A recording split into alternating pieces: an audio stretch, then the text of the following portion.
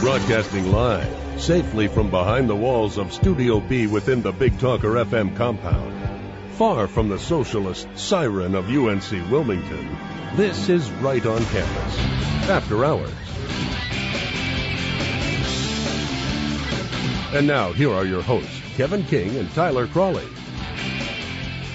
Welcome, everyone. Right on Campus, After Hours here on WLTT, the Big Talker FM, 93.7 and 106.3 FM, streaming live 24/7, 365 at thebigtalkerfm.com. Also on the homepage, you can scroll down and find our banner After Hours, or go to local programs, or what's new. Click on it, go to our homepage where we have our podcast, synopsis of old shows, webcam still under construction. We're working on that. And our email address, rocafterhours@gmail.com. This is a special Thursday edition of the show because we have special guest in studio. He's running for the 9th District State Senate seat, Mr. Michael Lee. So thanks for coming in, Mr. Lee. We appreciate it. Well, thanks for having me. I appreciate it. And I guess the question I've been asking pretty much everyone. We had Tom Goolsby on the show. We had Ilaria Pontano on the TV show. And I'm going to ask you this here on the radio show is just kind of why you're running. I know you ran 2008. That's his equivalent of an Obama softball question. Yeah. What's your favorite color? Favorite color's blue. Well, I'm running essentially for the same reasons that I ran the last time. I don't know if you've seen the TV ad or heard the radio commercial, but enough is just enough. Yes. I mean, when it comes to taxing and spending, when it comes to what is not going on in our education system, when it comes to corruption in North Carolina throughout the government at all levels, and we're seeing that more and more now than we were when I was even running against Julia Boseman.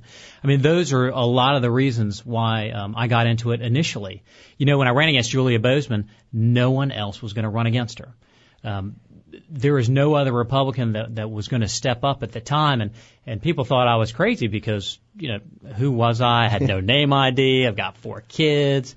And my thing with that was someone has to run against her. Someone has got to run against the Democratic policies that have been governing our state for, over 100 years, absent a couple small spots in the House where we were able to get joint control and control. So, those are the reasons that I'm running or ran before, and those are the reasons I'm running now. I also like to point out that I feel that the 2008 election helped kind of lead Julia Boseman down the path where she ended up resigning, just because all that stuff came out. I think if no one had stood up against her, a lot of the stuff that came out during that campaign, she might be running again. And so, I feel like I kind of give you thanks for that because all that stuff had come out. Yeah, and a lot of people wouldn't have been paying attention. And there was a lot going on, obviously, in the last election cycle. So people were not even paying as close attention to that as they should have been because, with the Dole race and the McCain race and some of those things that were going on. So, the danger is she's actually running for judge, as y'all know. Right. So the danger is that people don't remember some of those things as they go into these judicial races because she's running to be a district court judge, which handles, traffic violations and family court and things like that. Yeah, and I also wanted to point out that I think you had the closest race in the country, in my option. Over. That's what I was going to bring up. It was 3 points, was it not? It was, and it seemed really close until right there at the end where they told me I lost. But what happened was I lost that election in early voting because if you look at the returns on voting day, I actually won by I think it was 2 or 3% of the vote. Mm-hmm. So what ended up happening was in the early voting cycle is where, I lost that support. And I'll never forget on the first day of early voting, and it's something that, y'all are a lot younger than I am.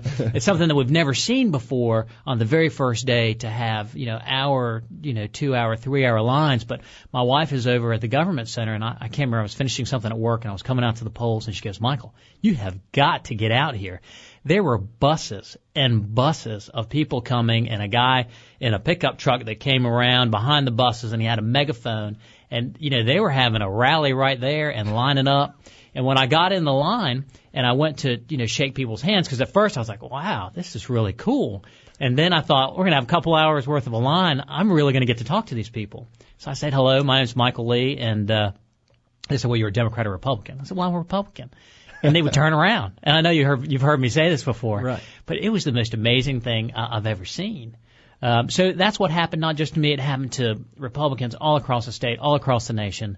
But we did have a really close race. Despite that Obama surge, we only lost by a little over 3% of the vote. Mm-hmm. And Julia had spent about $850,000. I think we spent about $320,000. So we were outspent in the Obama surge. We think we've got a lot of really good support coming in, and we can win a general election this year. Right. I mean, if you take any one of those factors, it's huge. But you're looking at getting outspent 2-1 at least. You're looking at anti-Republican sentiment. Like you just said, just the word Republican was a curse in the 2008 election. No name recognition. You've got a 95% incumbency rate in the nation. So trying to unseat someone with all those factors against you and 3% of the vote was quite impressive. Do you think that's kind of an indication of how things could go this year, but even further without an incumbent and all of that spinning against you? Yeah, I think we'll do great in a general election. I'm in a primary right now, and primaries can be really good. They're tough on the candidates. But they can be really good for the electorate, and they can be good for the candidates also. Because it gets your name out there and you start running early. But we've always got to remember the key to a primary is getting the best Republican that can win in a general election. And I do think I'm that person. Yeah, and let's jump to, I guess, some of the issues. Talk about this election, because I almost feel like this is kind of going to be the opposite this year, where if you say you're a Democrat, people are probably going to be turning around. So you'll be able to talk to the people in those lines this time.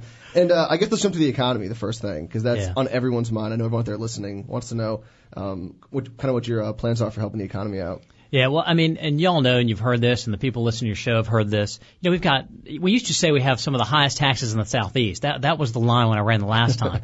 But now I think we can officially say we have some of the highest taxes in the nation in North Carolina. Whether you're talking about the corporate income tax, individual income tax, sales tax, gas tax. One tax that people don't think about is the capital gains rate in North Carolina. In North Carolina, we tie that to the individual income tax rate.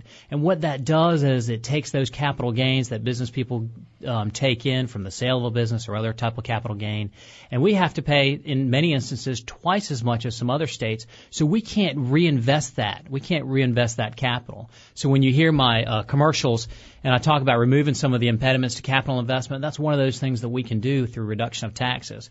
It's not just a matter of cutting taxes. We've become a nation of savers and not spenders.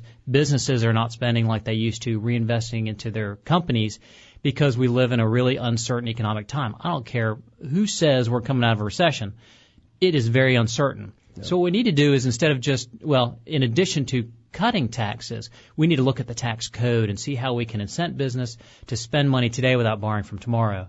There are some ways we can do that. One is through compressing depreciation schedules, giving people 35-40% on capital investment in their business in the first year, and then going under a normal amortization where they can deduct those in following years. That's great to kind of get our economy going. Businesses are going to be spending real money. The offshoot of that, the great side effect of that is businesses in North Carolina are going to be investing in their companies. We are going to be more competitive. So not only are we going to get our economy going, salaries are going to go up, our companies are going to be more competitive across the United States and globally because we are going to be investing in those companies. That's something we can do in North Carolina. Government can get out of the way and let business operate, and the free market forces move the way they do. Right. I think we always hear, and I've said it before, that you always have this big push, especially generally from the left, about film tax incentives. And I've wondered why we don't. If everyone can agree that it's a great idea, why don't we do it for all businesses? Why is it just the film industry? Yeah, and if you look at, and I told you I brought in this report, it's the Small Business and Entrepreneurial Index. It ranks North Carolina number 39, with one being the best. 39 for the least friendly policy environment. When you get to the kind of the summary in here, and it talks about the states that are the most business friendly, it's got South Carolina at number 7, Virginia at number 10, two states that border North Carolina, and it says in contrast the most anti-entrepreneur policy environments offered by the following, and North Carolina is listed in there because we're at the bottom. And that's not just our tax code. It really isn't. It involves other aspects of our economy. It involves the health care costs that we have in North Carolina that are there for a variety of reasons. We need real health care reform in North Carolina. There are a lot of things we can do on a state level to bring down the cost of health care. Yeah. Sorry, go ahead. Go ahead. No. I was just going to say, yeah, when we get back, I think we're going to talk about health care and probably education. Once again, we have Michael Lee, who's running for 9th District State Senate seat. You're listening to After Hours here on the Big Talker FM. We'll be right back after this. Stay with us.